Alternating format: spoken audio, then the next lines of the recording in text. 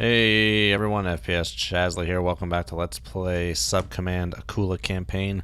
We're on the final battle mission here, and yeah, this is it. This is the last hurrah. We've made some contact with the group. We have gotten contact, so I'm actually gonna turn back to the north now. There's no need for us to continue going south.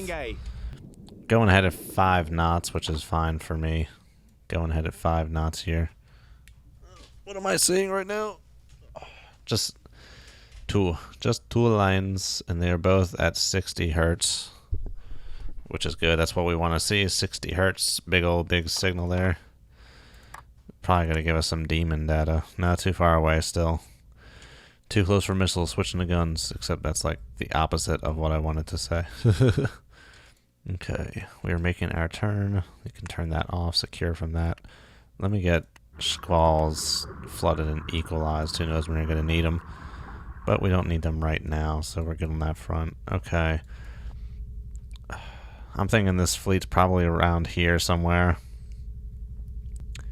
So we need to try and actually, get in position here.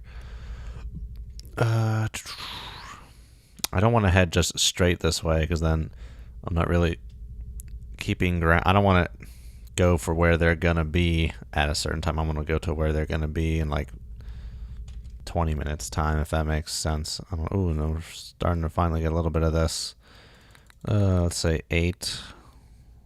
So that gives us a speed of 16 knots. Interesting. Okay, 16 knots. Oh yeah, look at that. That's some distant stuff right there. Distant contact, probably submerged. Okay. If we assume, what course should we try and assume here?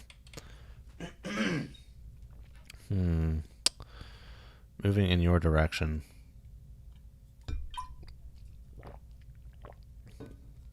Let's start off with 270 and see where that gets us. 270.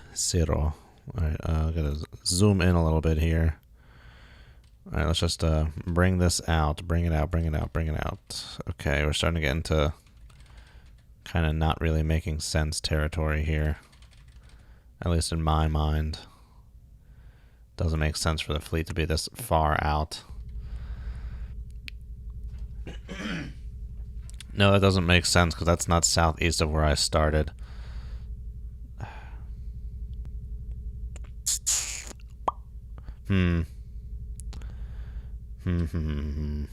Not sure.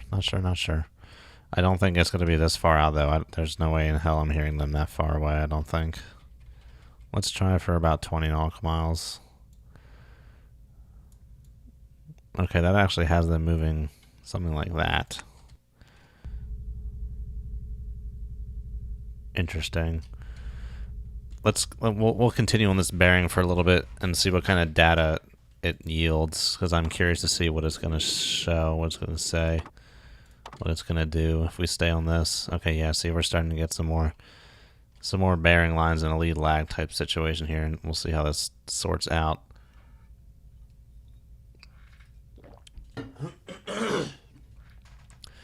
So what's it doing here? We're getting some weird kinks in the data, it seems, or something. No, I don't care about that.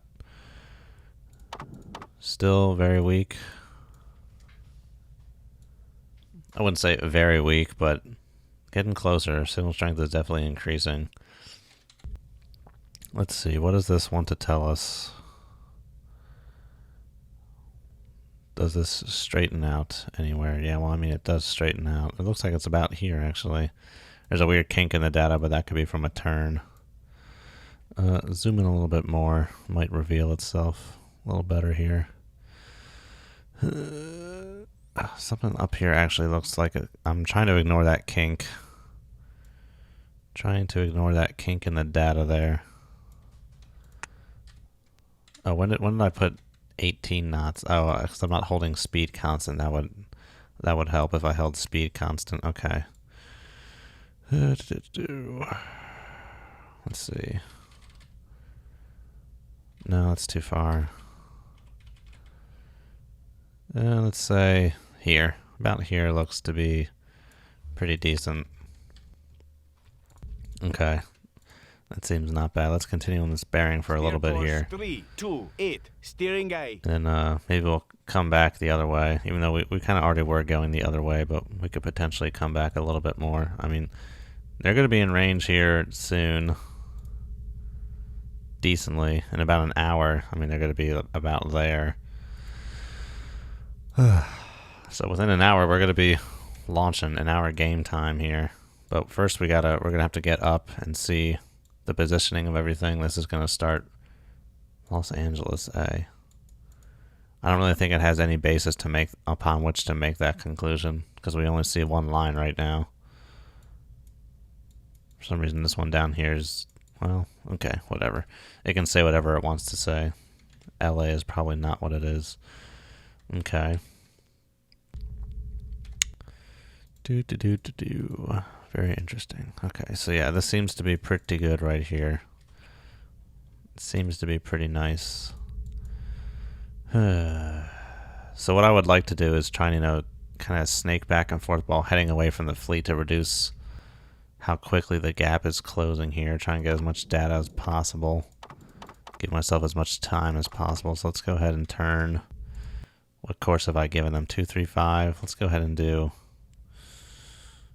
maybe like this here. Left, steer course 200, steering eye. And we'll try and snake our way downrange here. See what we can muster. 16 knots. Oh, whoa, hello. What is that? Whatever it was, it's slowed down. I could potentially be seeing a sub right now. Could potentially be seeing a sub, actually. Whatever it was, it's slowed down. It could be the, I could be seeing like a screen. Okay, it's still wanting to say LA, even though I do not see, Set revolutions for 3 knots. There's no second frequency yet. So you have slowed down to 5 knots, whatever you are, potential LA. Even if we bump that back up to TPK 8, it's about 4. So there's a little bit of wiggle, but we'll go with this for now. Okay, so seems like it could be something like that, but it would probably be a little closer in. Steer course. We'll have to see. What this yields. But yeah, this is a potential sub. So I don't have Stallions loaded up, which are my preferred anti-submarine warfare torpedoes strapped to rockets because they can only fit in the 65 centimeter tubes. So that's why I have the SSN 27 ASW. Let me get to the reference and see how deep I can launch that thing. Let's see. Are you going to tell me how deep? Okay. Depths up to 150 meters and speeds up to 15 knots. So we'd have to come a little shallower to launch this, which isn't a big deal. If I potentially wanted to do that, but I don't think I will. A missile launch is kind of a big, definitely a big datum kind of thing. It's kind of a last resort thing. Stuff's hitting the fan, they're out of squall range. You can always just get them with that kind of thing there. Get those tubes equalized up. So yeah, whatever this was has slowed down. It was very interesting. We have ideal acoustical conditions. That's why I've slowed to 3 knots. So I don't make as much noise as I can. Because we heard him turning and burning at 16 or 17 knots there. Well, keep going with the time lapse there. I thought we had found the fleet, but it seems we've just found a sub. Checking this to make sure we're not seeing anything else here. So we've been on this bearing for a little bit now. Let's see what the TMA yields. So now at this slower speed, we're kind of getting something good here. There's potential course change in there. Unless I'm looking at like an old line, because there's like a little overlap here, but it seems to be lining up decently well. If I zoom in, okay. It's a little more off-center than you'd like, but that's fine. Let's go ahead and turn. Okay, we're at 235 and we're at 200, so do 270. Rudder right, steer course 269, steering eye. 35. Yeah, 35 plus 35 is 70. Very well. I'm trying to like go arbitrarily plus or minus 35 degrees off his course. Don't know why, but we're going for it. Okay. Lapse that up, and let's get some more lead lag situation here and trying to figure out what this guy is doing. Anything else on the sonar as yet? No, that's just a Stingray torpedo. Signal strength appears to be getting stronger. But no, the sonar still seems to be rather clear. It's funny because this does show up much more clearly once it's been rendered out, but it's really hard for me to see without, like, you know, I have to like put my arms on my hands on my chair to like lift me up so I can get better contrast ratio on my monitor. Alright, don't just be sitting there with 16 times speed, boy, you're crazy. Okay. Yeah, still just first frequency, but it's rather red at this point. I'm expecting a second frequency to come through soon, and this is holding up rather well. This is holding up rather well here. So I'm going to say subsurface. Confidence low. I would not expect a surface ship to be like just going 5 knots all of a sudden after doing 16 knots. I think this might be some kind of screen. But this is not typical for a subcommand game to have you wait around for something this long, but this may not be a typical mission. I don't remember how this went as in the Seawolf campaign. Maybe I'll review that, but I remember it looked like it went by in about 4 missions, 4 videos. I don't know if this is gonna go by that quickly, but we shall see. Yeah, look at this. There's just the acoustical conditions are very ideal right now. Back in that channel we had a lot of noise, but this is like the cleanest I've seen my broadband in a long time. It's very nice to say the least. Okay. So this is holding up pretty well. It seems to be a pretty good guess of his position, so I guess at this point we're kind of just playing the waiting game. I'm going to go back to putting my range circle in squall range, with a little conservatism built in to make sure I can get a hit without the thing running out of fuel. So he is almost 4 times out of squall range there, 4 times the squall range. So we're just going to have to kind of sit and play the waiting game here. I could potentially inch my way towards him to close that gap if I wanted to, but kind of almost feel like there's no point in doing that. Seems just kind of foolish. So we're going to have to watch his speed to try and figure out if he's going to speed back up. It looks like we might have a potential course change in here. But you wouldn't expect it to change that much of a bearing at that distance, but it could. That's not really that too big of a change. Have to get some more data in here first before we can make such a conclusion. Unfortunately, as that is how it goes. Okay, that bearing does seem to be creeping clockwise. But we just got a new line in. This, you know what, this is probably bearing error. There is some bearing error built into this. It says 0% bearing error though, but it could be bearing error that we're seeing, because the overall trend is really just lining up very nicely at this resolution. At least if we zoom back in, it kind of comes back in, so I'm keen to stick to it. We're going at such a speed that we're not really, you know, changing position all that rapidly. So let's actually, I'm going to go perpendicular, so -90, so we want 145. Steer course 2, 6, So let's 9, go for that. rudder I was left, lucky that steer I got course 145 1, just 4, then. 5, steering guide. Let's run perpendicular to him for a little bit, kick it out wide, and see if our data still supports the same conclusion. Still going 5 knots. Still just seeing one frequency in the sonar there. This is still holding up pretty well. There's a little bit of noise in it, but holding up decently well. There could actually have been a course change in there. Look at that. Or my speed estimation is, oh, okay. Okay, now, okay, if we're sticking to this, now it's at 18 knots.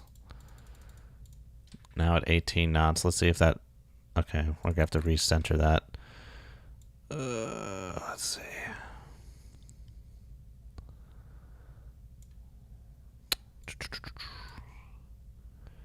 You wouldn't expect an increase in speed with an increase in course like that. So we're going to go for that. Okay, so we should be able to get a good sense of what this thing is right now. What is this frequency here? 125. Yeah, so that is not a surface ship. That is not any kind of big surface ship. Could potentially be a Perry. Could potentially be a Perry, but it's not going to be any kind of thing with a lot of tonnage. Not going to be anything like that. I'm thinking LA with the sprint and drift, but a Perry is definitely a possibility. Am I seeing anything else on here? Nope. Just this guy, Sarah 2. So let's go perpendicular for a bit.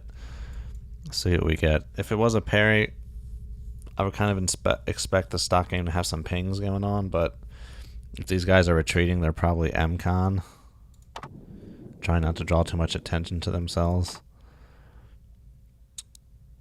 And another reason for me thinking it could be a Perry is I don't think I'm going to hear an LA this loudly at 5 knots and then goes up to this speed and I'm only hearing it so loudly again.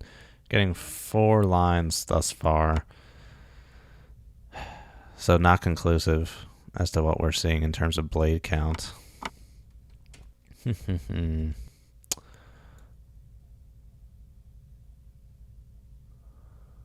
Yeah, 18 knots is pretty firm, but if it is something bigger, which I don't think it is, 16 knots. What is a TPK on a Perry? For some reason, I decided to throw my frequency sheet back from whence it came. TPK on a Perry is actually 8. Okay, and it has 5 blades. I would not expect... My intuition is telling me that a Perry wouldn't slow down to 4 knots, though. In the stock game, it kind of seems like an arbitrary speed to slow down to. Okay, this is starting to deviate a little bit here. So maybe my... Oh, the reason that was finicky is because I was trying to match new data to old data. That's why that looked weird. Okay. So that course of 235 probably still is kind of holding. So that would mean that would have to be pushed back a little bit. So let's keep the distance we have for now and line that up. Let's see, we'll keep that for now. This can actually be center. This is as far in as we can go. We'll do this. Get that history turned on there. Okay.